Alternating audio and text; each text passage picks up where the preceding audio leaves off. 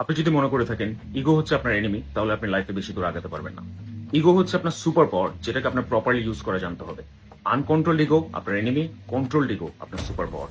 আমরা এমন একটা সোসাইটিতে বসবাস করি যেখানে আপনার আশেপাশে প্রত্যেকটা লোকজন, আপনার ফ্যামিলিজ, আপনার ফ্রেন্ডস ওপেনলি বা পিছে কন্টিনিউয়াসলি আপনাকে ড্র্যাগ ডাউন করার ট্রাই করতেছে, এবং ওখানে যদি নিজে থেকে নিজেকে আরো ছোট করেন তাহলে আপনি নিজের এগেন্স্টে কাজ করতেছেন। ইগোকে সবাই একটা ব্যাড কোনোটেশন দিয়েছে। ইগো মানে হচ্ছে অহংকার।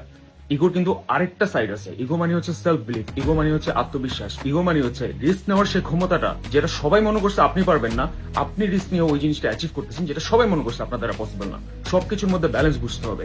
আপনি যদি অতিরিক্ত পরিমাণ ইগোইস্টিক হন, আপনি নিজেকে নষ্ট করে ফেলবেন, আর আপনি যদি অতিরিক্ত পরিমাণ হাম্বল হন, সোসাইটি আপনাকে খেয়ে ফেলবে। Fortune favours the bold, but bold তারাই যারা নিজের ইগো, নিজের সেলফ রেসপেক্ট, নিজের সেলফ বিলিফকে প্রোটেক্ট করে ওই জিনিসটা অ্যাচিভ করার ট্রাই করে যেটা সবাই মনে করছে আপনার দ্বারা সম্ভব না। একটা কথা মনে রাখবেন, নিজেকে ছোট করে নিজের পটেনশিয়াল নষ্ট করার মধ্যে কিন্তু কোনো নোবেলিটি নেই।